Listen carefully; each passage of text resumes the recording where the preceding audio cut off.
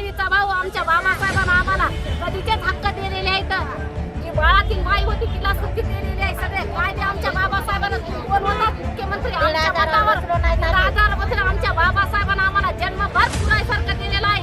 आमच्या भीमनगरच्या आमच्या जेवढ्या वस्ती आहेत तेवढ्या वस्तीची मोडतोड केली. हे बापे कोणी शासनाने चौकशी करावं आणि त्याच्यामध्ये ते कोण अमित शाह आहे ते मंत्री आहे म्हणा केंद्राचा. त्याच्या जीवाला लाज वाटली पाहिजे.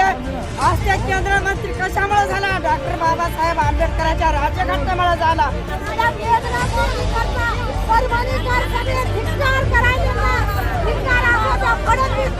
या घटनेला कारणीभूत कालच्या सत्रामध्ये हिंदू सकल संघटनेचा त्या मोर्चामध्ये हा समाजकंटक आरोपी सामील झाला होता. त्या मोर्चामधले जे भडकाऊ भाषणं झाले, तिथून जातीवादाचं बीज पेरलं गेलं, त्या सगळ्या बातम्या ऐकून हा माणूस त्या ठिकाणावरून उठून प्रेरित होऊन त्या भाषणांनी त्यांनी या पुतळ्याजवळ येऊन या संविधान शिल्पाची मोडतोड केलेली आहे. एवढी काय प्रशासनाची पाय चालली त्याला का पोटाच्या भीती नाही का?